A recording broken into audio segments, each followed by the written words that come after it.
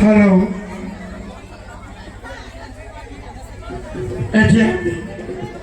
Etia আমি জানি কথা নকলা তিনি আলিতে মুকেল তিনি আলে মুকেল পায় এই ওলা সোহে কই এই ওলা বহাগে পালেহি রইলাও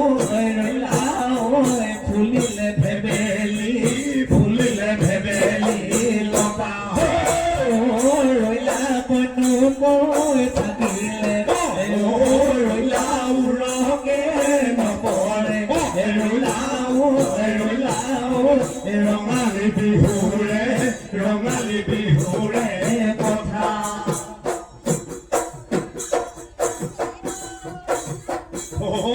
আকাশী মইনা ডুগি দানা তোমালোকৰ আকাশী মইনা ডুগি দানা তোমালোকৰ ঘৰৰ আকাশী মইনা ডুগি দানা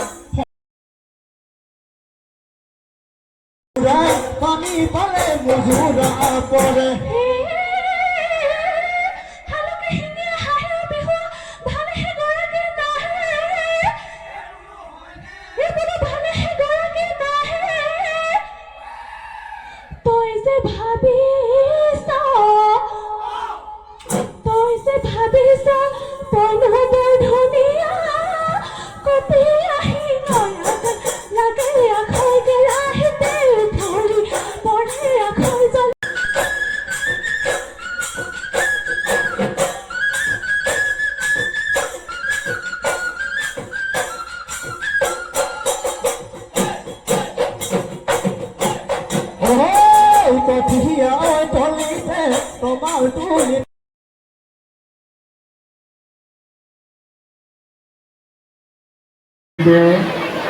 সভাপতি মহোদয়, ইয়াত উপস্থিত থকা বয়োজ্যেষ্ঠ আই ব্যক্তিসকল আৰু এই অনুষ্ঠানটি আটাইতকৈ মধ্যমণি দাতাসকল, ইয়াত উপস্থিত থকা আইসকল, বাইদেউসকল, ভণ্টিসকল, আপোনালোক সদৌদিলৈকে আমি আন্তৰিক জ্ঞাপন কৰিছোঁ।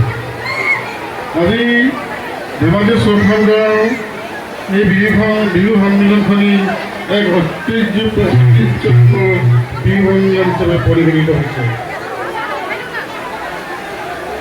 আজিৰ পৰা প্ৰায় 22 বছৰ আগতে এই অনুষ্ঠানটি জন্ম হৈছিল আৰু এই অনুষ্ঠানটি জন্মলগ্নত যিসকল বৰেণ্য ব্যক্তিয়ে আগভাগ লৈছিল তেখেতলোকৰ বহুকেইজন ইতিমধ্যে আমাৰ মাজৰ পৰা অনন্তধামলৈ গতি কৰিছে। এই চেগতে মই এই পবিত্ৰ ক্ষণত তেখেতলোকলৈ আন্তৰিক সেৱাৰ নিবেদন কৰিছোঁ যে বিহুৰ সম্পৰ্কত মোৰ ক'বলৈ বহুত মন যায় আৰু বহু কথা বিহুৰ সম্পৰ্কত জানো,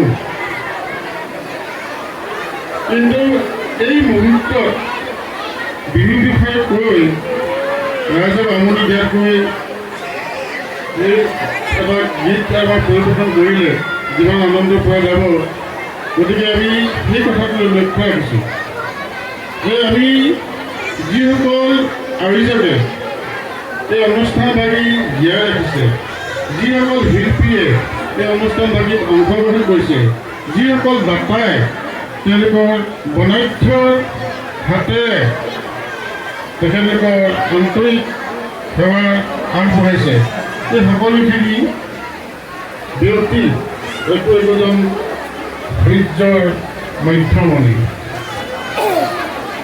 আমি আজি যদি চাওঁ যে অসমীয়া সংস্কৃতি হেৰাই গৈছে আজি আমাৰ মাজৰ পৰা।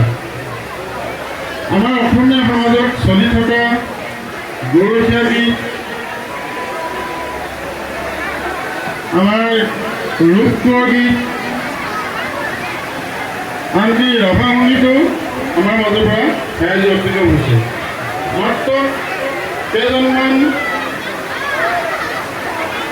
খুব হেঁপাহে লাগি থকা ব্যক্তিৰ কাৰণে এনেকুৱা ধৰণৰ অনুষ্ঠানবোৰ যেনে তেনে কলভাৱ কৰি টিকি আছে। যি নহয় লাগে যে আমি এটা কথা লক্ষ্য কৰিম যে আজি হৈছে এটা সাংস্কৃতিক বিশ্বায়নৰ যুগ, অৰ্থনৈতিক বিশ্বায়নৰ যুগ, ৰাজনৈতিক বিশ্বায়নৰ যুগ। এই ৰাজনৈতিক, এই সাংস্কৃতিক, এই অৰ্থনৈতিক বিশ্বায়নৰ যুগত যদি আমি ভোটত খোজ মিলাই যাব নোৱাৰোঁ, তেতিয়াহ'লে আমি অচল টকালৈ আমি পৰিণত হ'ম। গতিকে আজি আমি ছাত্ৰ ছাত্ৰীসকলে যে আমি কথা লক্ষ্য ৰাখিব লাগিব যে আমি আমাৰ সংস্কৃতিক, আমাৰ লোকাচাৰ, আমাৰ যি পৰম্পৰা, সেই সকলোখিনি আমি দাঙি ধৰিবলৈ সক্ষম হ'ব লাগিব। অলপ আগতে আমাৰ আঠ দেউতাৰ আমাৰ ৰজ কুমাৰ বৰুৱালৈ কৈছে যে আজি ছাত্ৰ ছাত্ৰীসকলে যে নিজৰ সংস্কৃতিক যদি চিনি ৰাখিব নোৱাৰে, যদি ঢোল বজাব যদি নাজানে, যদি পেঁপা বজাব যদি নাজানে, সেই সংস্কৃতি কিন্তু বেছি দিন থাকিব নোৱাৰে। আৰু এইখিনি হাত ধৰিব লাগিব আপোনালোকে। গতিকে এনেকুৱা সময়ত যে বহু কথাই ক'ব মন যায়, বহু কথাই জানো, আৰু এই কথাখিনি আমি শেষ কৰিব নোৱাৰোঁ। কিন্তু এটা কথা আমি লক্ষ্য কৰিম যে আমি বিহুক এতিয়াও আমি মৰিবলৈ নিদিওঁ। আমি বিহুক জীয়াই ৰাখিব লাগিব। বিহু হৈছে অসমীয়া প্ৰাণ, আমাৰ অসমৰ ঐতিহ্য, অসমৰ জাতীয় উৎসৱ। গতিকে আমি আশা কৰিম যে আমি আশা ৰাখিছোঁ যে বিহু কোনো পক্ষে আমাৰ অসমৰ বুকুৰ পৰা হেৰাই যাব আমি দিব নোৱাৰোঁ। বিহু হেৰাই যোৱা মানে আমি অসমীয়া জাতিটোক হেৰুৱাই পেলোৱা হ'ব। গতিকে মই বৰ বেছি কথা আপোনালোকক কৈ আমনি দিব নিবিচাৰোঁ। মাত্ৰ সময়ৰ লগত সংগতি ৰাখি মই মোৰ চমু বক্তব্য সামৰণি মাৰিব বিচাৰিছোঁ আৰু আশা ৰাখিছোঁ আপোনালোকে অনাগত দিনত যে বিহু সংস্কৃতিক জীয়াই ৰাখিবলৈ যিখিনি কৰিব লাগে সেইখিনি কৰিব। শেষত মই এটি সৰু বিহু গীতেৰে মই মোৰ বক্তব্য সামৰণি মাৰিম আৰু আপোনালোকে সহযোগ কৰিব, হ'বনে? উজায়ো চালো মই উভতিয়াই চালো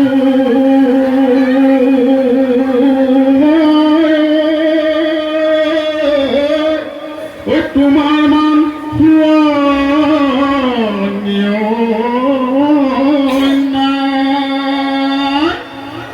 দেউৱে মাৰিব মনিছে মাৰিব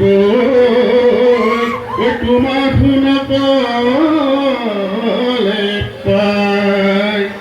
মোৰ লগত সহযোগ কৰিব আমাৰ ভাইটি ভূপেন্দ্ৰই। ফুলতে পৰি পখিলাজনী, ঐ পখিলাজনী ফুলৰ বস্তু শিকাই নাচি নাচি ফুলতে